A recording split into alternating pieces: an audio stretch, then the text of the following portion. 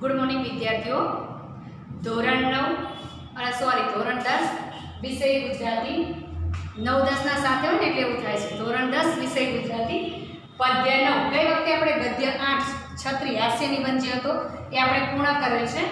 પદ્ય 9 માધવને દીઠો છે ક્યાંય, પ્રશ્નાર્થ ચિહ્ન છે એટલે આપણને ખ્યાલ આવી જાય કે આખા કાવ્યમાં એમણે બધાને પ્રશ્ન જ કર્યો છે કે મારા શ્યામને માધવને ક્યાંય જોયો છે. ઓકે, એના કવિ છે હરીન્દ્ર દવે. એના કવિ કોણ છે? હરીન્દ્ર દવે. નોટ અને પેન લઈને નોટ ડાઉન કરતા જજો. હું તમને જે પીડીએફ મોકલીશ એ કદાચ બીજા સ્ટુડન્ટની છે એટલે કદાચ એને એકાદ બે વાક્યોમાં ઓછા પણ લખ્યા હોય, એટલે હું જેમ બોલું છું એમ તમે અહીંયા આગળ લખતા જજો. 9th માં આપણે લખતા એટલે તમને ખ્યાલ જ છે કે આપણે કવિ લેખક પરિચય કેમ લખીએ છીએ, અને અત્યાર સુધી મેં જેટલું ચલાવ્યું એમાં હું તમને કહેતી જ રહું છું. એટલે ફરીવાર બોલું છું, યાદ રાખજો. પદ્ય 9 માધવને દીઠો છે ક્યાંય, કવિ હરીન્દ્ર દવે. પૂરું નામ જો આપણે 10મામાં છીએ એટલે બધું યાદ રાખવું પડશે. ગમે ત્યાંથી એક વાક્યનો પ્રશ્નનો જવાબ પૂછાઈ શકે માટે હું તમને આનું ડિટેલમાં લખાવું છું. પૂરું નામ હરીન્દ્ર જયંતીલાલ દવે. પૂરું નામ શું છે? હરીન્દ્ર જયંતીલાલ દવે. જન્મ તો કે 19/9/1930. અવસાન 29/3/1995. વતન તો કે ખંભરા કચ્છ. કચ્છ જિલ્લાનું જે ખંભરા ગામ છે તે એમનું વતન છે. ઓકે, લખતા જાઓ છો ને, ફરીવાર બોલું. વતન ખંભરા કચ્છ જિલ્લાનું જે છે એ એમનું વતન છે. એવોર્ડ, આટલા મોટા કવિ છે એટલે એવોર્ડ તો મળેલા જ હોય, પણ નાના મોટા અસંખ્ય એવોર્ડો મળેલા છે, પણ એમાંથી આપણે દર વખતે જે મેઇન એવોર્ડ હોય છે એ લઈએ છીએ. તો એવોર્ડ કયા કયા છે? તો રણજીતરામ સુવર્ણચંદ્રક મળેલો છે. ત્યારબાદ ફરીવાર બોલું, રણજીતરામ સુવર્ણચંદ્રક, કારણ કે જેની પાસે પાઠ્યપુસ્તક નથી લગભગ તો બધા પાસે હશે, પણ તેમ છતાં રણજીતરામ સુવર્ણચંદ્રક. ત્યારબાદ બીજો એવોર્ડ મળેલો છે ગુજરાત સાહિત્ય અકાદમી. ગુજરાત સાહિત્ય અકાદમી ગાંધીનગર. ઓકે, અને બીજો મળેલો છે દિલ્હીનો એવોર્ડ. આ આપણે કવિ પરિચય અહીંયા પૂર્ણ કર્યો. હવે આટલું તો આપણે એમના વિશે જાણી લીધું. ત્યારબાદ એમનો વ્યવસાય શું હતો, કારણ કે ઘણીવાર એવું પણ પૂછાઈ શકે છે વ્યવસાયને લગતું. એના માટે થઈને હું તમને બીજું વધારાની જે એમની માહિતી છે આપું છું કે હરીન્દ્ર દવે જે છે તેઓ વ્યવસાય પત્રકાર હતા. જેની પાસે પાઠ્યપુસ્તકો એ અંડરલાઈન કરી લેજો. બાકી લગભગ પીડીએફમાં મેં એક વાક્યના પ્રશ્ન જવાબમાં લખ્યું છે, પણ તો બાય ચાન્સ કંઈક રહી ગયું હોય તો તમને ખ્યાલ આવે કે તમારા પાઠ્યપુસ્તકમાં કયા કવિનો વ્યવસાય પત્રકારત્વનો હતો. તો તમને ખ્યાલ હોય, અંડરલાઈન કરેલી હોય અને વાંચ્યું હોય તો ખ્યાલ આવે, તો તમે લખી શકો જવાબમાં કે હરીન્દ્ર દવે નામના કવિનો વ્યવસાય પત્રકારત્વનો હતો. ઓકે, ખ્યાલ આવી ગયો. ત્યારબાદ કવિતા, નવલકથા, નાટક, વિવેચન, નિબંધ જેવા વિવિધ ક્ષેત્રો તેમણે ખેડ્યા હતા. 10મા ધોરણમાં છો એટલે બધું ટોપિક તમારે જે છે બધા યાદ તો રાખવા જ પડશે, બરોબર? યાદ ના રહે તેમ છતાં પણ એક બે વાર નજર સામેથી આમ રોજે રોજ કાઢી લેવા એટલે ખ્યાલ આવે કે કોની નવલકથા કઈ છે. નાટક, વિવેચન, નિબંધ જેવા વિવિધ ક્ષેત્રોમાં અલગ વિભાગમાં એમને જુદા જુદા ક્ષેત્રોમાં એમને કાર્ય કરેલું છે. ખેડ્યા હતા એટલે કે એમને કાર્ય કરેલું છે. આસવ, મૌન, સૂર્યોપનિષદ, હયાતી તેમના કાવ્ય સંગ્રહો છે. કદાચ તમને આટલામાંથી બે લખીને મૂકે કે આસવ અને હયાતી કોના કાવ્ય સંગ્રહો છે, તો આપણે વાંચ્યું હોય તો ખ્યાલ આવે કે હરીન્દ્ર દવેના છે. ઓકે, ખ્યાલ આવી ગયો. તો એ યાદ રાખવાનું છે કે આસવ, મૌન, સૂર્યોપનિષદ અને હયાતી કાવ્ય સંગ્રહો હરીન્દ્ર દવેના છે.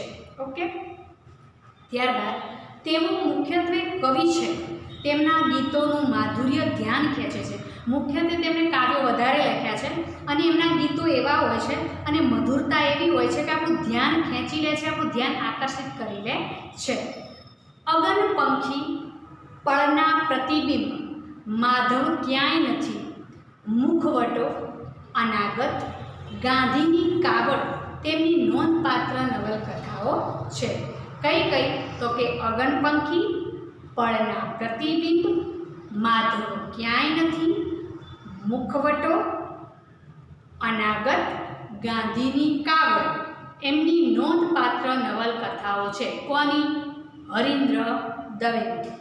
ફરીવાર કહું છું, 10મા ધોરણમાં છો એટલે ખાસ ધ્યાન રાખો. 9thમાં આપણે આટલી બધી અંડરલાઈન નહોતા કરાવતા, આટલું તમને કહેતી પણ નહોતી કે તમે યાદ રાખો યાદ રાખો. 10મા ધોરણમાં છો એટલે ખાસ આ તમારે ધ્યાન રાખવાનું છે કે લેખક પરિચય અને કવિ પરિચયમાંથી પણ એક એક વાક્યના પ્રશ્નોનો જવાબ આવી શકે છે.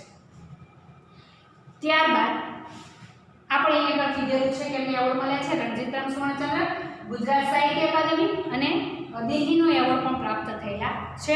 તો એ એમના જીવન પરિચયમાં આવે છે. હવે કવિ પરિચય આપણે મેળવી લીધો. ત્યારબાદ કાવ્યનો સારાંશ કે કાવ્યમાં શું કહેવા માંગે છે. તો અહીં આગળ આપણને હરીન્દ્ર દવે શું કહે છે કે ગુજરાતીમાં લખાયેલા કૃષ્ણ વીરના કાવ્યોમાં આ કાવ્ય અનેક રીતે નોખું પડે છે. ગુજરાતી સાહિત્યમાં તમે જુઓ તો અનેક વીરના કાવ્યો, કૃષ્ણ વીરના કાવ્યો લખાયેલા છે. તમને ખબર છે ભજન પણ એટલા છે, લોકગીતો પણ એટલા છે. પણ હરીન્દ્ર દવે શું કહે છે? આ કંઈક અલગ, નોખું. નોખું એટલે અલગ પડે છે, જુદું તરી આવે છે. વાંસળી તો કૃષ્ણ સાથે અવિના ભાવે રીતે જોડાયેલી છે. વાંસળી જે છે ને એ કૃષ્ણ સાથે અવિના એટલે જુદી જ ન પડી શકે, અળગી ન થઈ શકે એવા ભાવથી જોડાયેલી છે. કોણ? વાંસળી. બરાબર. તો વાંસળી જે છે એ કૃષ્ણ ભગવાન સાથે ક્યારેય વિખૂટી ન પડે, અલગ ન પડે એવા ભાવથી જોડાયેલી છે. પણ અહીં તો વાંસળી પોતે કૃષ્ણથી વિખૂટી પડેલી છે. પણ આ કાવ્યમાં એવું બતાવેલું છે કે વાંસળી કૃષ્ણથી અલગ હોય જ નહીં, પણ કાવ્યમાં આપણને વાંસળીને કૃષ્ણથી અલગ થયેલી બતાવેલી છે. વાંસળીનો સૂર કૃષ્ણને શોધતો હોય છે. વાંસળીનો સૂર જે હોય છે ને એ કૃષ્ણને બધે આખા ગોકુળમાં શોધતો હોય છે. એવો ભાવ આપણને આ કાવ્યમાં બતાવેલો છે કે વાંસળી વિખૂટી પડે છે પણ એનો સૂર જે છે એ કૃષ્ણને આખા વૃંદાવન ગોકુળ બધે શોધે છે. એ શોધ સાથે જોડાય છે બાળકૃષ્ણના જીવનના પ્રતીકો. જ્યાં જ્યાં વાંસળી એને ગોતવા માટે જાય છે, શોધવા માટે જાય છે, ત્યાં દરેક જગ્યાએ કૃષ્ણના બાળપણના પ્રતીકો આપણને જાણવા મળે છે. પ્રતીકો એટલે આપણે નાનપણની જે યાદ હોય ને, તમે નાના હોય ત્યારે બેસતા હતા, નાના હતા ત્યારે અહીં જતા હતા, એ બાળપણના દરેકે દરેક પ્રતીકો આપણને બતાવવામાં આવેલા છે. કદમ, કયા કયા પ્રતીકો છે તો આપણને નામ આપે છે બાળપણના? કદમ, યમુના, રાધા, મોરપીંછ, આટલા બાળપણના પ્રતીકો છે. આ બધાનો કાવ્યાત્મક વિનિયોગ કવિએ કર્યો છે. આ જેટલા પ્રતીકો છે બધાને કાવ્યમાં આવરી લીધા છે અને એનો વિનિયોગ કર્યો છે, કે સંયમ કર્યો છે, એનો સંગમ કરેલો છે. જેટલા બાળપણના પ્રતીકો છે એ બધાનો અહીંયા આગળ કવિએ સંગમ કરેલો છે. બાળપણના પ્રતીકો કયા કયા કાવ્યમાં આવે છે તો આપણને ખ્યાલ આવવો જોઈએ કે કદમ, યમુના, રાધા અને મોરપીંછ, આટલા બાળપણના પ્રતીકોનું વર્ણન આપણને કાવ્યમાં કરેલું છે. ઓકે. ત્યારબાદ યમુનાના વહેણ સાથે રાધાની આંખની ઉદાસી, ચાંદની સાથે રાતરાણી, મોરપીંછ સાથે સુવાળા રંગ, આકાશ સાથે ચંદ્રનું સાયુજ્ય રચીને કૃષ્ણનો વિરહ કવિએ તીવ્ર બનાવ્યો છે. તીવ્ર એટલે એકદમ ઉગ્ર, એકદમ ઉચ્ચ કોટીનો અહીંયા આપણે કૃષ્ણનો વિરહ બતાવ્યો છે. તો કે કયા પ્રતીકો દ્વારા? તો કે યમુનાનું વહેણ છે ને એની સાથે રાધાની ઉદાસી દર્શાવી છે. ચાંદની રાત છે એની સાથે રાતરાણીનું સાયુજ્ય એટલે કે સંગાત બતાવ્યો છે. મોરપીંછ સાથે સુવાળા રંગ અને આકાશ સાથે ચંદ્રનું સાયુજ્ય એટલે કે જોડાણ કરી અને આપણને એટલો બધો સરસ વિરહ અહીંયા આગળ રચ્યો છે કે અતિશય વિરહ જે છે વિરહ એટલે અળગાપણું. તો એને અતિશય તીવ્ર બનાવ્યો છે, અતિશય ઉગ્ર બનાવેલો છે, અતિશય અસરકારક બનાવેલો છે. કૃષ્ણથી વિખૂટા પડવાથી શરૂ થતા ગીતના અંતે જળનું તેજ જોઈને પરખાય છે કે ચોક્કસ અંદર કૃષ્ણ હશે, ત્યાં કાવ્ય વિરમે છે. કૃષ્ણથી વિખૂટા પડવાથી શરૂ થતા ગીતના, કૃષ્ણથી વિખૂટું પડી ગયું છે ત્યાંથી અહીંયા આગળ ગીત ચાલુ થાય છે, પરંતુ જળમાં તેજનો પ્રકાશ જોઈ, પ્રકાશ પુંજ જોઈ અને એવી ખાતરી થાય છે કે ખરેખર કૃષ્ણ આ જળમાં જ હોવા જોઈએ, અંદર જળની અંદર હોવા જોઈએ, એવા ભાવથી, એવા વિચારથી અહીંયા આગળ કાવ્ય પૂર્ણ થાય છે. વિરમે છે એટલે શું થાય? કાવ્ય પૂર્ણ થાય છે. ભાવની સાથે લયનું ખેંચાણ પણ આ ગીતનું સબળ પાસું છે. ભાવની સાથે લયનું ખેંચાણ, ભાવ તો રજૂ કરે છે પણ રચે જે કાવ્ય રચ્યું છે ને લયબદ્ધતા, લયબદ્ધતા જે છે ને એનું ખેંચાણ પણ આ ગીતનું સબળ પાસું છે. લય એટલે વાતને જે કાવ્યને જે ગાતા ગાતા લંબાવવામાં આવે છે ને એની વાત કરી છે. તો કે એ જે એનું પાસું, પાસું એટલે એનો ભાગ, આપણે પાસા રમીએ છીએ તો 1 ભાગ 2 ભાગ 4 6 ભાગ હોય છે, એટલે કે એનું પાસું છે. તો એ જે આપણને ભાવના રજૂ કરે છે, સબળ, બળથી સબળ એ પાસું છે અને કાવ્યને ઉચ્ચતમ અસરકારક બતાવેલું છે. તો આપણે પહેલાં કવિ પરિચય જોયો, ત્યારબાદ કાવ્યનો સારાંશ જોયો. હવે આપણે કાવ્યને ગાઈશું. હું દર વખત કહું છું કે કાવ્ય જ્યાં સુધી મૌખિક નહીં આવડે ત્યાં સુધી ગ્રામર નહીં આવડે, કાવ્યનું એક વાક્યના પ્રશ્નો નહીં આવડે, 2-3 વાક્યના નહીં આવડે, મોટો પ્રશ્ન નહીં આવડે. પણ કાવ્ય જો ખરેખર તમને મૌખિક થઈ જશે તો તમે એમાંથી પૂરેપૂરા જેટલા માર્ક પૂછાય એ બધા માર્ક્સ તમે લાવી શકશો. કારણ કે મોટો પ્રશ્ન છે હંમેશા કાવ્યનો ભાવાત્મક જ હોય છે, માટે કાવ્ય મૌખિક થવું જરૂરી છે. એ ગમે તે કાવ્ય હોય પણ કાવ્ય મૌખિક થવું જરૂરી છે. ઓકે, તો આપણે એમાં ગાવાની કોશિશ કરશું.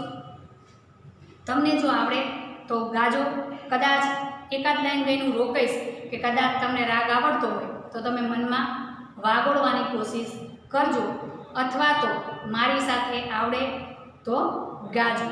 ઓકે. વાંસળીથી વિખૂટો થઈને આસુરે ઢૂંઢે કદંબની છાય, માર્ગની ધૂળને ઢંઢોળી પૂછે મારા માધવને દીઠો છે ક્યાંય, મારા માધવને દીઠો છે ક્યાંય. ઓકે, આ એનો રાગ છે. યમુનાના વેણ તમે મૂંગા છો કેમ અને રાધાની આંખ કા ઉદાસ, વહી જતી આ લહેરથી વ્યાકુળ કરે છે અહીં સરતી આ સાંજનો ઉજાસ, બાવરી વિભાવરીના પગલાની લાગણીથી રાત રાણી ઝાકળથી નાય, મારા માધવને દીઠો છે ક્યાંય, મારા માધવને દીઠો છે ક્યાંય.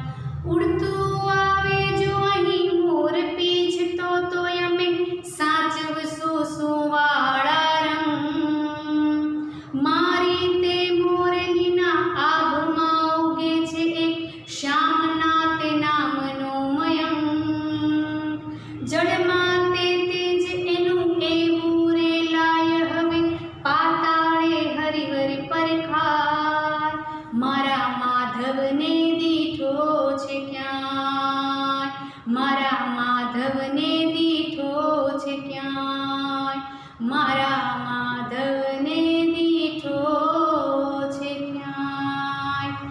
આ એનો રાગ છે.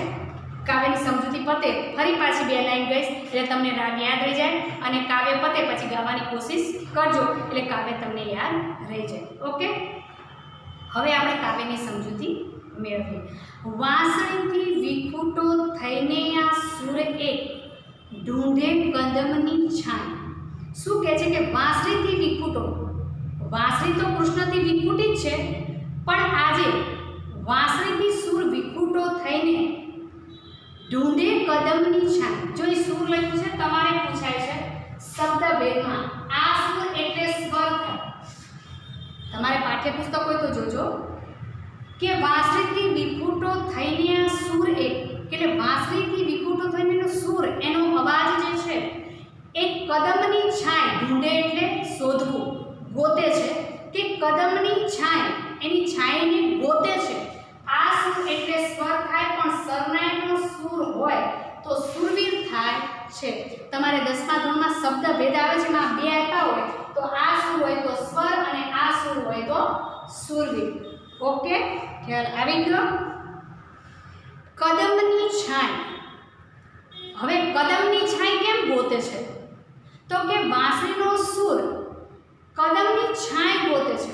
એનું કારણ હું તમને કહું કે જ્યારે કૃષ્ણ ભગવાન નાના હતા ને ત્યારથી યમુનાના કિનારે જે કદમનું ઝાડ હતું ને એ જ એમની મેઇન બેઠક હતી. આપણે કહીએ ને કે કોઈને ગોતવું હોય તો કંઈક હોય તો કે મને ખબર જ હતી કે ભૂતનું ઘર આંબલી જ હોય, કોઈને શોધતા હોય ને એના ઘરે જઈને ત્યાં જ હોય ને આપણે કંઈક મને ખબર જ હતી કે ભૂતનું ઘર આંબલી જ હોય. એમ કૃષ્ણ ભગવાન જ્યારે જ્યારે યમુના કિનારે જાય ને એટલે કાં કદમના ઝાડને ટેકો દઈને ઊભા હોય.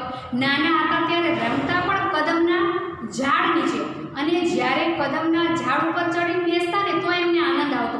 અને ગોપીઓના ચીરહરણ કરે ને ત્યારે કદમના ઝાડ ઉપર જ હતા. ગોપીઓના જ્યારે વસ્ત્રહરણ, જ્યારે ગોપીઓ નદીમાં નાહવા જાય છે યમુના નદીમાં, ત્યારે એમના વસ્ત્રો લઈ લે છે, પાછા આપતા નથી કે તું મને માખણ આપીશ અને માખણ આપ ત્યારે યશોદાને ફરિયાદ કરવા નહીં જવાની, તો તારા વસ્ત્રો પાછા આપો. આવી નટખટ લીલા જ્યારે બાળ સ્વરૂપે નાના હોય છે ત્યારે કરે છે ને એ પણ એ કદમના ઝાડ ઉપર ચડીને જ આ લીલા કરે છે. એટલે વાંસળી કહે છે બીજે ક્યાંય નહીં હોય પણ કદમના ઝાડ જોડે તો હશે જ, કે આ કદમના ઝાડ ઉપર બેઠા હશે. માટે વાંસળીનો સૂર વિખૂટો પડી વાંસળીથી અલગ થઈ અને ગોતે છે કોને? કૃષ્ણ ભગવાનને. ક્યાં જાય છે? પહેલાં તો કદમની છાંય જોવે છે કે અહીં કદાચ કૃષ્ણ હોય. આપણે ત્યાં એક ભજન પણ છે, ગીત પણ છે, કાન ચડ્યા કદમને ઝાડ નીચે ઉતરો ને, માતા જશોદા જુએ તમારી વાટ નીચે ઉતરો ને.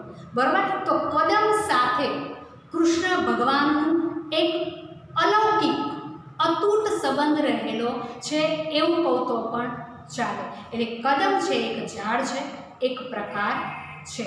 ઓકે, આ બે લાઈનમાં ખબર પડી ગઈ કે કદમના ઝાડની છાંય ગોતે છે કે કદાચ કૃષ્ણ ભગવાન ત્યાં હોય તો. ત્યારબાદ માર્ગની ધૂળને ઢંઢોળી પૂછે મારા માધવને દીઠો છે ક્યાં? શું કહે છે? માર્ગની ધૂળને ઢંઢોળવી એટલે હલાવવી. શું કહે છે? અવાજ જે છે ને એ માર્ગની ધૂળને ઢંઢોળે છે. ધૂળ એટલે રજ, બરાબર? એટલે એ ધૂળને ઢંઢોળે છે, આમથી આમ હલાવીને પૂછે છે. અને પછી કહે છે કે મારા માધવને તે ક્યાંય જોયો છે? ધૂળને ઢંઢોળવાનું કારણ શું? આપણને મનમાં આવ્યું તો ધૂળને ઢંઢોળવાનું કારણ શું? પણ સૂર એટલા માટે ધૂળને આમથી આમ હલાવે છે કે કદાચ મારા માધવ અહીંથી નીકળ્યા હોય અને એના પગલાં અહીંયા આગળ હોય ને, એની ચરણારવિંદ અહીંયા આગળ હોય ને તો મને ખબર પડે કે મારા માધવ કઈ દિશામાં ગયા છે. માટે એ માર્ગની ધૂળને ઢંઢોળી એટલે કે હલાવીને પૂછે છે કે મારા માધવને ક્યાંય જોયા છે? મારા માધવ, માધવનું તો હું તમને અનેક નામ, કેટલા નામ કહું, હજારો નામ છે. માધવનો સમાનાર્થી કરવા બેસું તો આપણે કલાક નીકળી જાય, પરંતુ અહીંયા આગળ જેટલા આપણને નામ આપણને યાદ રહે એટલા કહીએ. માધવ એટલે શ્યામ, કૃષ્ણ, ગોવિંદ, દામોદર, મોહન, હરિકૃષ્ણ, કેટલાય નામ છે, આંગળીના વેઢે ગણાય એમ નથી. મેં તમને કીધું ને કે હજારો નામ છે. હું કયું નામ તમને કહું, એક નામ કહું તો બીજું રહી જાય. એટલે કહે છે મારા માધવને તમે જોયો છે? એટલે આપણે કવિએ જે ટાઇટલ આપ્યું છે એ જ આપણે કહીએ છીએ કે માર્ગની ધૂળને આમથી આમ હલાવી અને વાંસળીનો સૂર પૂછે છે કે મારા માધવને તમે ક્યાંય જોયો છે? પ્રશ્ન કરે છે. મેં તમને કીધું હતું ને શીર્ષક પ્રશ્નાર્થમાં છે, એટલે દરેકે દરેક વસ્તુને અહીંયા આગળ સૂર પ્રશ્ન કરે છે કે તમે ક્યાંય જોયો છે? દીઠો એટલે જોવો, દીઠો એટલે જોવો. યમુનાના વહેણ તમે મૂંગા છો કેમ અને રાધાની આંખ કા ઉદાસ. જેટલા જેટલા બાળપણના પ્રતીકો છે ને કૃષ્ણના, એ બધાને સૂર જઈને પૂછે છે. નાનપણથી લઈને યુવાવસ્થા સુધી કૃષ્ણનો જેની જેની સાથે સંબંધ રહ્યો છે ને એ બધાને પ્રશ્ન અહીંયા સૂર કરે છે. કોને પ્રશ્ન કરવા જાય છે? તો કે યમુનાના વેણ તમે મૂંગા છો કેમ? જો કૃષ્ણની હયાતી અહીંયા આગળ હોય ને તો યમુનાના વેણ ક્યારેય મૂંગા ન હોય. યમુનાનું પાણી જો કૃષ્ણ ત્યાં હોય તો ઉછળતું જ હોય, કારણ યમુના સાથે સંબંધ કૃષ્ણનો જ્યારથી મથુરામાં ગોકુળ આવવાનો સમય હતો ને ત્યારથી યમુના સાથેનો સંબંધ કૃષ્ણનો બંધાયેલો છે. એટલે જેની સાથે નાનપણની માયા હોય ને એ વ્યક્તિ જ્યારે મોટું થઈ જાય ને તેમ છતાં એની સાથે માયાને લાગણી વધતી જાય, ક્યારેય ઘટતી જાય નહીં. એટલે કે યમુનાનું પાણી શાંત છે એટલે કૃષ્ણ અહીંયા આગળ હોય નહીં. યમુનાના વહેણ એનો પ્રવાહ, વહેણ એટલે એનો પ્રવાહ શાંત છે. યમુનાનો સંબંધ મેં તમને કીધું ને કે મથુરાથી ગોકુળ આવે છે ને ત્યારનો છે. જ્યારે વાસુદેવ એમને ટોપલામાં મૂકી અને યમુના કિનારે આવે છે ને ત્યારે યમુના ઉછળતી હોય છે. ત્યારે વાસુદેવ કહે છે પ્રભુ તમે જ મને આ રસ્તો બતાવ્યો છો તો અહીંથી જવાનો રસ્તો પણ તમે જ બનાવો. એટલે યમુનાને ભગવાન કહે છે કે શાંત થાવ. યમુનાજી શાંત થાય છે પણ એટલા બધા ભરપૂર થઈ જાય છે કે વાસુદેવની છાતી સામે આટલું પાણી આવી જાય છે. એટલે ભગવાનનું નામ સ્મરણ કરે છે અને જ્યારે વાસુદેવના માથે ટોપલા ઉપર કૃષ્ણ ભગવાન હોય છે ત્યારે યમુનાજી એકમાં ભગવાનને વાત કરે છે. વાસુદેવને દેખાતા નથી યમુના રાણી, પણ કૃષ્ણ ભગવાનને કહે છે ભગવાન તમે અહીંથી જાઓ છો એક કામ તો કરો. તો કે શું? તો કે હું કેટલી શ્યામ છું. યમુનાનું પાણી અતિશય કાળું હતું. હું કેટલી શ્યામ છું, મારે બીજું કાંઈ નથી જોઈતું, બસ મને પવિત્ર કરો. આટલી વાત સાંભળે છે એટલે ભગવાન કહે છે, ભગવાન હંમેશા છે ને ભક્તોની કસોટી કરે. યમુનાજીને કહે છે મને થોડે દૂર જવા દો, પછી હું તમારી અરજી છે માન્ય રાખીશ. યમુનાજી આગળ પ્રવાહ વ્યવહાર છે, ગોકુળ આવવાની તૈયારી થાય છે. યમુનાજી ફરી પાછા આવે છે, ભગવાન હવે કેટલી વાર? ત્યારે જ્યારે ભગવાન આમ કહે છે થોડી વાર પછી યમુનાજી શું કરે છે કે પોતાનો પ્રવાહ હોય છે ને કરતાં વેગવંતો બનાવે છે. એટલે ભગવાનને ખબર પડી જાય છે હવે જો હું નહીં જરણ લાંબા કરું ને તો યમુના ગાંડી તૂર બનશે અને મને તો નહીં, મારા પિતા જે છે વાસુદેવ એને તકલીફ પડશે. એટલે ભગવાન શું કરે છે કે માથે જે ટોપલો હોય છે ને એમાંથી પોતાનો જમણો પગ લાંબો કરે છે ને પોતાનો અંગૂઠો યમુનાજીમાં બોળે છે. યમુનાજી પગે લાગે છે અને કૃષ્ણ ભગવાન કહે છે કે મારા ચરણોથી તારી કાળાશ જે છે સંપૂર્ણ તો ખલાસ નહીં થાય, સંપૂર્ણ તો પૂર્ણ નહીં થાય, પણ ઓછી થશે. પણ તેમ છતાંય તારું પાણી એટલું પવિત્ર રહેશે કે તારામાં જે સ્નાન કરશે ને એ અતિ પવિત્ર બની જશે. એટલે યમુના સાથેનો સંબંધ ભગવાનનો જ્યારે ચરણ લાંબા કરે ને બાલ્યાવસ્થામાં ત્યારથી યમુના સાથેનો સંબંધ છે અને ત્યારથી યમુનાએ એને પોતાના માનેલા છે. એટલે યમુનાજી જેટલી વખત કૃષ્ણ ભગવાન બાળપણથી લઈને યુવાવસ્થા સુધી યમુના કિનારે આવે છે ને ત્યારે યમુનાજી એટલા બધા આનંદિત થતા હોય છે કે પોતાનો પ્રવાહ એટલો વેગવંતો બનાવી દે છે, પોતાની લહેરથી પ્રવાહ એટલો વેગવંતો બનાવે છે કે જ્યારે હેતની હેલી ઉમળતી હોય ને એવો એમનો પ્રવાહ થઈ જાય છે. પણ સૂર કહે છે કે આજે તો યમુનાના વહેણ પણ શાંત છે અને એની સાથે જોડાણ કોણ કરે છે તો કે રાધાની આંખ કા ઉદાસ. તો કે રાધાની આંખ કેમ આજે ઉદાસ છે?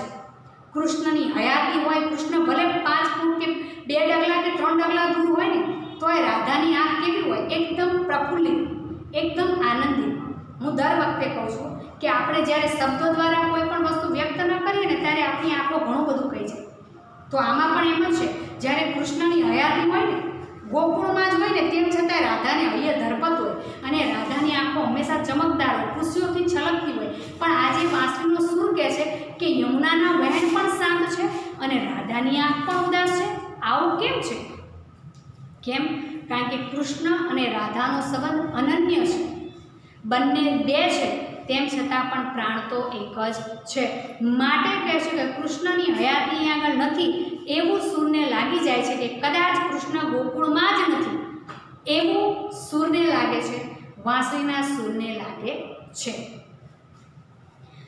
ત્યારબાદ વહી જતી આ લહેરખી વ્યાકુળ કરે છે અહીં સરતી આ સાંજનો ઉજાસ. આ લહેરખી જે વહી જાય છે ને, લહેરખી એટલે પવનની લહેર. લહેરખી એટલે શું? ને આગળ લખેલું છે લહેરખી એટલે પવનની લહેર. તો કે આ પવનની લહેર છે ને વ્યાકુળ કરે છે. વ્યાકુળ કરે છે એટલે કે આપણને એકદમ આમ અસ્તવ્યસ્ત કરી નાખે છે, મનમાં મૂંઝારો દુઃખી કરી નાખે છે, વ્યાકુળ કરી નાખે છે, એકદમ દિન બનાવી નાખે છે. કેમ આવું થાય છે આજે ખબર પડતી નથી. સરતી આ સાંજનો ઉજાસ, આ ઉજાસ, આ સાંજનું અજવાળું પણ આજે જ્યારે લુપ્ત થતું હોય એવું મને લાગે છે. કેમ? કારણ કે કૃષ્ણની હયાતી નથી, માટે કહે છે કે આ વહી જતી પવનની લહેરખી છે ને એ પણ આજે વ્યાકુળ કરે છે, દુઃખી કરે છે, ખબર નહીં કેમ આમ થાય છે. પણ જ્યારે કૃષ્ણની હયાતી હોય આખા ગોકુળમાં, જ્યારે આનંદનો માહોલ છવાઈ જાય છે. કૃષ્ણ વિષ્ણુ ભગવાનનો અવતાર હતા, હરિકૃષ્ણ એટલે કે ભગવાનનો અવતાર હતા. કૃષ્ણ જ્યારે ગોકુળમાં હોય ત્યારે કંઈ પણ અનિચ્છિત કાર્ય થાય નહીં અને હંમેશા આનંદનું જ વાતાવરણ છવાયેલું રહેતું હતું.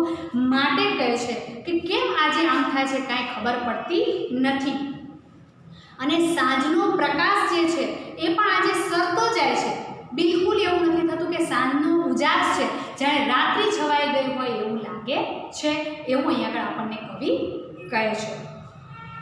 બહાવરી વિભાવરીના પગલાની રાગણીથી રાતરાણી ઝાકળથી નાય. બહાવરી એટલે ઘેલી. બાવરી એટલે શું થાય?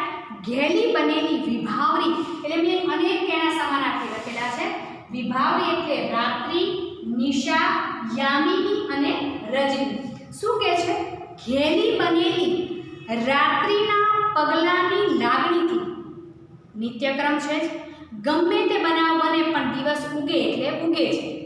ગમે તે ઉથલ પાથલ દુનિયામાં થાય પણ રાત્રિ થાય એટલે થાય. ખ્યાલ છે ને? કુદરતી નિયમ જ છે.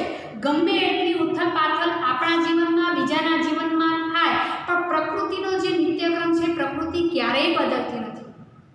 માટે જ કહે છે ને કે યે પલ ભી બીત જાયેગા. શું કહે છે? યે પલ ભી બીત જાયેગા. તમારા આજનો દિવસ ખૂબ જ સુખકારી હોય, તમને ત્યાં ઘાટ થા હું જ્યાં સુધી જીવીશ ને ત્યાં સુધી મારા માટે આવો ને આવો દિવસ આવે. ના, આ જે સુખ છે તો એ સુખની સાંજ ઢળવાની છે અને ફરી પાછો કાલનો દિવસ કંઈક સુખ લઈને પણ આવે અને કંઈક દુઃખ લઈને પણ આવે. માટે જ કહે છે કે ઘેલી બનેલી, ગાંડી બનેલી, ઉત્સાહિત બનેલી આ રાત્રિના પગલાની લાગણીથી. લાગણી છે પગલાથી સભર, આ લાગણી છે ઈ રાતરાણી ઝાકળથી નાય છે. રાત્રિનું જે વાતાવરણ છે એમાં જે ઝાકળ પડે છે ને એમાં રાતરાણી નહાય છે. નાવા બેસે ના, જેને ઓસ બિંદુ પડે છે ને ટપકા પાણીના, એ પાણીમાં રાતરાણી નાય છે. રાતરાણી એક છોડ છે જેના ફૂલ રાત્રે જ ખીલે છે. બરોબર? રાત્રે ખીલતા ફૂલ એનો છોડ. શબ્દ સમૂહ માટે એક શબ્દ તો શું આવે? રાતરાણી. અને રાત્રે ખીલવાથી એમાં ખુશ્બુ પણ બહુ સરસ આવે છે, એમાં સુગંધ પણ ખૂબ જ સરસ આવતી હોય છે. તો અહીંયા આગળ લખ્યું છે કે રાતરાણી ઝાકળથી નાય. ઝાકળ એટલે ઓસ સબનમ. ઓકે, શું થાય? ઓસ સબનમ એટલે કે રાતરાણી ઝાકળથી નાય છે. રાત્રે ખીલે છે, રાત્રે ઝાકળ પડે છે એટલે એનાથી નાય છે. ઝાકળ પડેલી તો તમે જોઈ હશે ને. ઘણીવાર કેવું થાય છે કે તમારું આખું ફળિયું હોય તો ફળિયામાં પણ ઝાકળ એટલી બધી પડેલી હોય, શિયાળો આવશે એટલે થોડું શરૂઆત થઈ જશે કે ફળિયામાં પણ તમને એવું થાય કે અત્યારમાં કોણે પાણી ઢોળી દીધું. ગાડી હોય તો ગાડીના કાચ ઉપર પણ પાણીના થોડા બિંદુઓ પડેલા હોય છે. આ પ્રકૃતિ છે. પ્રકૃતિના નિયમોને આપણે સમજવા બહુ અઘરા છે. આપણે ગમે તે એને ડિસિઝન આપી દઈએ કે આવું થાય એટલે આવું થાય, પણ એવું થાય તમે કરી જો ખબર પડે કે ઝાકળ તમે બનાવી શકો? ના. કુદરત એ કુદરત છે. કુદરત જેવા ઓશ બિંદુ આપણે બનાવી શકતા નથી. ઝાકળ છે એ કુદરતી છે. વરસાદ તમે હું કૃત્રિમ વરસાવી શકીએ, પણ તમે જેટલામાં ધાર્યું હોય ને, વાદળું બનાવ્યું ને એટલામાં જ તમે પાણી વરસાવી શકો. પણ કુદરતે ધાર્યું હોય કે આખા ગુજરાતમાં મારે વરસાદ કરવો છે તો એ કુદરત કરી શકે. આ બે હાથવાળો માનવી ગમે એવો હોય ને તો એ લાચાર જ છે. અત્યારે આપણે જોઈએ છે ને, ગમે તેવો મોટો ના હોય પણ કુદરતના 1000 હાથ આગળ આમ બે હાથવાળો માણસ લાચાર જ છે. એટલે કેવી સરસ અહીંયા પંક્તિ લખી છે, બહુ જ સરસ છે કે બાવરી વિભાવરીના પગલાની લાગણીથી રાતરાણી ઝાકળથી નાહી રહે છે. આખું પ્રકૃતિનું વાતાવરણ આગળ બતાવ્યું છે કે રાત ખીલી ઉઠી છે અને ઝાકળ પણ પડી રહી છે, તો એના સાનિધ્યમાં રાતરાણી ખીલી ઉઠી છે અને ઝાકળના બિંદુઓમાં એ નાહી રહી છે, પવિત્ર બની રહી છે એવું આપણને કહે છે. ઉડતું આવે જો અહીં મોર પીછ તો અમે સાચવશું સુવાળા રંગ. વાંસળીનો સૂર અંતે હવે એવું કહે છે કે કૃષ્ણ ન આવે તો કંઈ નહીં, કોઈ એનું ચિહ્ન આવી જાય ને કૃષ્ણ પાસે રહેતું, તો પણ અમે એને સાચવીને રાખશું. તો શું કહે છે કે ઉડતું આવે, જો કોઈ પણ જાતે ઉડી અને મોરપીંછ આવે ને તો અમે ખૂબ જતનથી સાચવશું, એના સુંવાળા રંગને પણ અમે સાચવશું. પણ કૃષ્ણ ન આવે તો કંઈ નહીં, એનું કોઈ પણ પ્રતિબિંબ, એની પાસે રહેલી કોઈ પણ વસ્તુ જો આવે ને તો એને અમે અમારા જીવથી પણ વધારે સાચવશું, એવું અહીં આગળ કહે છે. કોણ? વાંસળીનો સૂર. કારણ કે કૃષ્ણથી અત્યારે વિરહ છે, વિયોગ છે, કૃષ્ણથી અત્યારે દૂર છે, એટલે કે છે કે કૃષ્ણ ન મળે તો કાંઈ નહીં, પણ જો એનું મોરપીંછ માથામાં લગાવેલું આવી જાય ને તો પણ અમે એને ખૂબ જ જતનથી, એના સુંવાળા રંગને અમે ખૂબ જ પ્રેમથી સાચવશું, એવું અહીં આગળ કવિ કહે છે. એવું કહેવાનું છે કે બાળપણમાં જ્યારે કૃષ્ણ ભગવાન વૃંદાવનમાં હતા ને ત્યારે વાંસળી વગાડતા હતા. આ મોરપીંછ માટે કહું છું કે વાંસળી વગાડતા હતા ને ત્યારે કૃષ્ણ ભગવાન જ્યારે વાંસળી વગાડતા હોય ને ત્યારે એટલા તલ્લીન થઈ જતા કે આજુબાજુમાં કોણ છે એમને ખ્યાલ રહેતો નહીં. અને એમના વાંસળીના સૂરે નાના હતા વાંસળી વગાડતા ને ત્યારે એક વખત એમ કહેવાય છે કે ભાઈ વાંસળીના સૂરથી મોર એટલો બધો ઉત્સાહિત થઈ જાય છે કે પોતાની કળા કરવા લાગે છે અને પોતાના પીછાઓ ફેલાવી અને નૃત્ય કરવા લાગે છે. એમાંથી એ મોરપીંછ ખરે છે અને મોર ત્યાં ઊભો રહે છે. ત્યારથી એમ કહે છે કે કૃષ્ણ ભગવાને મોરપીંછ માથા ઉપર ધારણ કરેલ છે.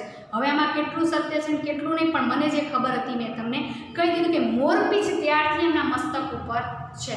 અને તમને ખબર છે કે આપણે કાનાને જ્યારે અલંકારનો શણગાર કરીએ છીએ ત્યારે મોરપીંછ એના માથા ઉપર હોય છે. તમે જો ભગવાને ન હીરા, ન માણેક, ન રત્ન કંઈ જ પણ મસ્તક પર લગાવ્યું, પણ કૃષ્ણ ભગવાને એક મયુરપંખ મોરપીંછ ફક્ત માથા ઉપર રાખ્યું. એટલે ભગવાન શું કહેવા માગે છે? મોરપીંછ તમે લો ને તો ઘણું ઉદાહરણ તમને મળી જાય કે ભગવાન એવું કહે છે કે મારા માટે ધનિક વ્યક્તિ હોય કે કોઈ સામાન્ય, પણ જો એ મારો થઈ જાય ને તો એને મસ્તક ઉપર ધારણ કરું છું. આટલામાં સમજી જવાની વાત છે. ભગવાન શું કહે છે કે માણસ સામાન્ય હોય કે ધનાઢ્ય, પણ જો એ મારો થઈ જાય ને તો એને મસ્તક ઉપર સ્થાન આપું છું. આવો આપણે મોરપીંછ ઉપરથી સંદેશો લેવાનો છે. પણ અત્યારે માણસને 2 પૈસામાંથી 5, 5માંથી 10, 10માંથી 15 એમાં ને એમાં રચોપચો રહે છે. જેને સારું થવાનું છે, ભગવાન માટે જ આપણે સારા થવાનું છે, પણ આપણે લોકોને જ આનંદિત કરવામાં, લોકો આપણા પ્રત્યે ખુશ થાય, લોકોને આપણા પ્રત્યે કંઈક લાગણી થાય, એમાં જ રચ્યા પચ્યા રહીએ છીએ. એટલે અહીં આગળ શું કહે છે આપણને સૂર કે ભગવાન એવું કહે છે કે ધનાઢ્ય હોય કે સામાન્ય, જો મારો થઈ જાય તો એને મસ્તક ઉપર ધારણ કરું. મોરપીંછ એટલે શું કહેવાય? તમને ગમે ત્યાં મળી જાય, તેમ છતાં પણ ભગવાને એને પોતાના મસ્તક ઉપર સ્થાન આપેલું છે, શિરોમણી શિરો સ્થાન આપેલું છે એને. તો આપણે ભગવાનના થવાની કોશિશ કરવાની છે. એટલે કે જે ભગવાનનું એકમાત્ર ચિહ્ન જો મોરપીંછનું આવી જાય ને તોય હું એને એના જે રંગો છે, સુંવાળા રંગો છે, એને હું મારી પાસે સાચવીને રાખીશ, એવું અહીં આગળ કહે છે. મારી તે મોરલીના આભમાં ઉગે છે એક શ્યામના તે નામનો મયંક. અહીં આગળ શું કહે છે કે મારી તે મોરલીના આભમાં ઉગે છે. સૂર શું કહે છે કે મારી જે મોરલી છે, મોરલી એટલે વાંસળી અને વેણું.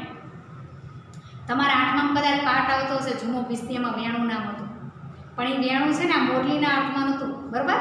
તો એ વાંસળી એટલે મોરલી અને વેણું. આ જે વેણું વાગીને વાલમ હું તો જાગી રે, આવું એક ગીત છે. વેણું વાગી અને વાલમ હું તો જાગી રે, એટલે વાંસળીનો સૂર, વાંસળી સંભળાય છે ને હું જાગી. એટલે એ શું કહે છે સૂર કે મારી મોરલી છે ને, મારી વાંસળી, એની અંદર એનો આગ છે, મારી મોરલીનો એક આગ છે, એમાં એક શ્યામ નામનો મયંક ઉગે છે. કેટલી સરસ ઉપમા આપી છે તમે જુઓ કવિએ કે સૂર એવું કહે છે કે મારી મોરલી છે ને એનું એક આગ છે, એનું એક પોતાનું સ્વતંત્ર આગ છે. આગ એટલે તમને ખબર છે ને ક્યાંય એનો અંત જ ન હોય. તો મારી મોરલીનો એક આગ છે, એક આકાશ છે, ગગન છે, તો એમાં શ્યામના નામનો મયંક ઉગે છે. એમાં ફક્ત એક જ, કોણ? તો કે શ્યામ રૂપી મયંક ઉગે છે. મયંક એટલે ચંદ્ર, શશી અને સોમ. મયંક એટલે શું? ચંદ્ર, શશી અને સોમ. મારી મોરલીના આભમાં શું ઉગે છે? શ્યામના નામનો મયંક ઉગે છે. પ્રશ્ન પણ પૂછાય છે કે મોરલીના આભમાં શું ઉગે છે? તો શ્યામના નામનો મયંક ઉગે છે. એકવાર વાંસળીને રાધાએ પ્રશ્ન કરેલો કે કૃષ્ણ મને અનન્ય ભાવથી ચાહે છે, પણ મને તારી ઈર્ષાવૃત્તિ થાય છે. કેમ? તો કે હું તો એની પાસે હોય ને ત્યાં સુધી, બાકી હું મારા ઘરે જતી રહું ને પછી તો એનાથી વિખૂટી થઈ જાઉં છું. પણ તું હર હંમેશા એના કમરકસ પર બંધાયેલી હોય છે. તું હંમેશા એના કમરકસ પર બંધાયેલી હોય છે. એટલે ભગવાને જે પિતાંબર પહેર્યું હોય છે ને ત્યાં જ એને ખોસી રાખી હોય છે. એટલે કે આવું કેમ? અને મને તારી માટે ઈર્ષાભાવ એટલા માટે થાય છે કે કમરકસ પર તું રાત દિવસ બંધાયેલી હોય છે, પણ એના અધરો ઉપર પણ તે સ્થાન પ્રાપ્ત કર્યું છે. અધર એટલે કે હોઠ. મને એટલે તારી દુનિયામાં કોઈની ઈર્ષા નથી થતી ને. વાંસળી કે એટલી મને તારી ઈર્ષા થાય છે, હું એને ગણાવી નથી શકતી કે મને તારી કેટલી ઈર્ષા થાય છે. અનહદ ઈર્ષા થાય છે કે કમરકસ ઉપર તો તારું સ્થાન છે, પણ ભગવાનના હોઠ ઉપર પણ તારું સ્થાન. કે ભગવાનને જ્યારે મન થાય ત્યારે તને આ લીધી હર્ષાશોકમાં હોય, ઉત્સાહમાં હોય, ગમે ત્યારે પણ એ તારું જ રટણ કરે છે. માટે મને બહુ તારી પર ઈર્ષા ભાવના થાય છે. મને જવાબ આપ. અતિશય જ્યારે પ્રશ્નાર્થ લગાવે છે ને ત્યારે એક વખત વાંસળી એક જ વાર કહી દે છે કે આ સ્થાન મને એમનામ પ્રાપ્ત નથી થયું. હું આખા શરીરે વિંધાણી છું ને ત્યારે મને આ સ્થાન પ્રાપ્ત થયું છે. શું કહે છે? હું આખા શરીરે વિંધાય છું ને ત્યારે મને આ સ્થાન પ્રાપ્ત થયું છે. જ્યારે કોઈનું બનવું હોય ને ત્યારે અસંખ્ય વેદના સહન કરવી પડે છે અને એના માટે તેને વિંધાવવું પડે છે ને ત્યારે સામેની વ્યક્તિ આપણને પોતાના હૃદયમાં પોતે હોય એના કરતાં પણ ઉચ્ચ સ્થાન આપે છે. આવો વાંસળી જવાબ આપે છે કે તું જોઈ લે, હું આખા શરીરે વિંધાઈ ગઈ છું ને ત્યારે એમના અધરો ઉપર અને કમરકસ ઉપર હું સ્થાન પામેલી છું.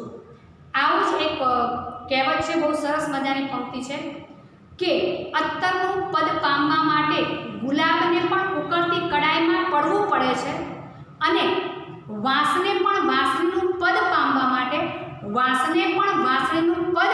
માટે આખા શરીરે વિંધાવવું પડે છે. આવા સદનસીબ તો કોઈ એકના જ હોય. કોઈ એક જ વાંસનું આવું સદનસીબ હોય કે જે આખા શરીરે વિંધાય અને કૃષ્ણના હૃદયમાં સ્થાન પામે.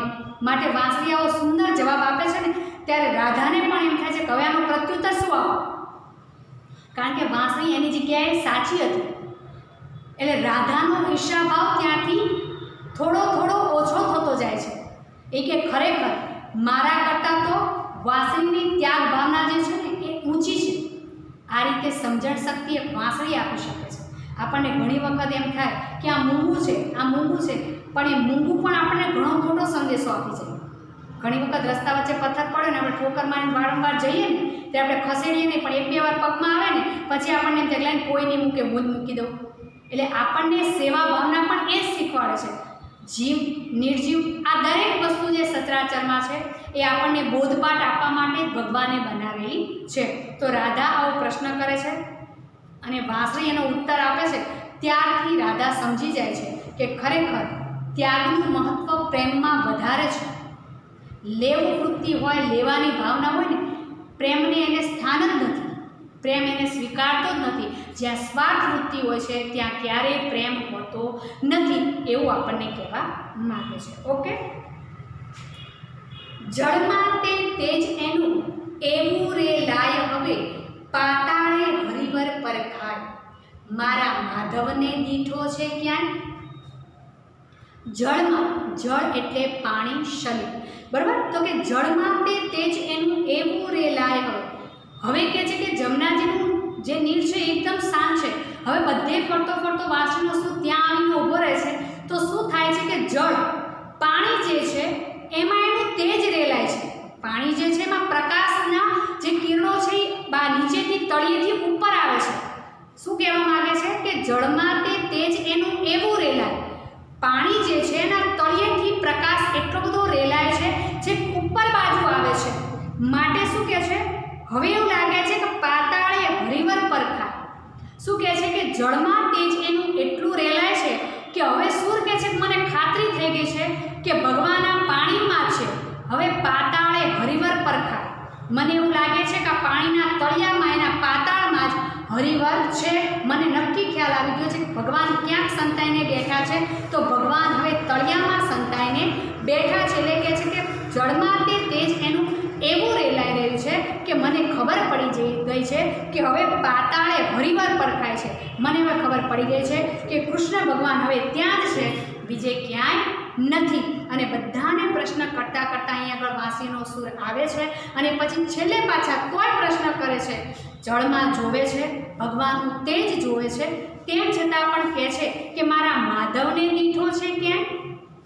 એટલે કહે છે કે મારા કૃષ્ણને, મારા શ્યામને, મારા મોહનને, મારા માધવને તમે ક્યાંય જોયો છે? આવો પ્રશ્ન તો તોય છેલ્લે પાછો વાંસળીનો સૂર કરી જ લે છે. હવે બધામાં તમે જો તો છેકથી છેક પહેલી લાઈનથી લઈને છેલ્લી લાઈન સુધી વાંસળીના સૂરે ફક્ત પ્રશ્ન જ કર્યા છે. ક્યાંય એને સાંત્વના મળતી નથી કે હા મારો કૃષ્ણ અહીંયા જ હશે. તેજ રેલાય છે જળમાં ત્યારે કહે છે કે હા કૃષ્ણ અહીંયા જ છે, તોય પાછા છેલ્લે કહે છે કે મારા માધવને દીઠો છે ક્યાંય. તમને એક વાક્યમાં હું કહી દઉં કે જેટલા કૃષ્ણ ભક્તો છે, જેની સાથે કૃષ્ણનો નાતો છે ને, એની હંમેશા કસોટી થતી રહે છે. હંમેશા ને કસોટી જ મળી છે. ભગવાન અંત સમયે આવે છે, પણ જ્યાં સુધી જીવન જીવે ને, હા કસોટી થાય, એમાંથી પાર ભગવાન ઉતારે. જો 100% વિશ્વાસ હોય તો, ડગે નહીં તો. કૃષ્ણ ભક્તોની હંમેશા કસોટી થઈ છે. જેટલા મને યાદ છે કહું, નરસિંહ મહેતા કૃષ્ણ ભક્ત તો આજીવન કસોટી થઈ, બરોબર. મીરાબાઈ કૃષ્ણ ભક્ત તો આજીવન કસોટી થઈ. ત્યારબાદ સકુબાઈ હતા, એ પણ કૃષ્ણ ભક્ત તો આજીવન એમની કસોટી થઈ.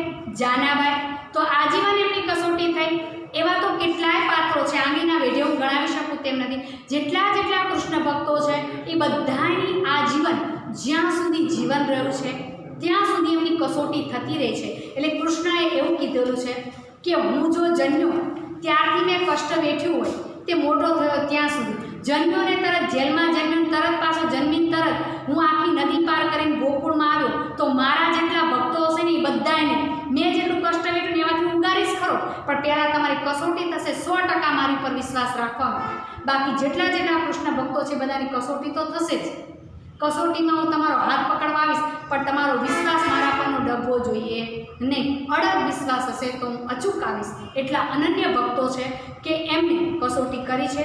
કૃષ્ણે એનો બેડો પાર પણ કર્યો છે. નરસિંહ મહેતાની વાત મેં તમને વાર્તા કેટલી કહી દીધેલી છે કે ક્યાં ક્યાં નરસિંહ મહેતાની સહાય કરવા માટે ભગવાન આવે છે. મીરાબાઈને તો ઝેર આપવાનું પણ તૈયારી હતી, વાટકો મોકલાવ્યો તો પણ ખરો, અને એ કટોરો કોણ પી જાય છે? ભગવાન. ત્યારે મીરાબાઈના હાથ ધ્રુજતા નહોતા કે હું પી જઈશ અને મરી જઈશ તો, પણ એમને વિશ્વાસ જ હતો કે આમાં મારો કૃષ્ણ અચૂક છે ને મને અમૃત બનાવીને જ પાશે.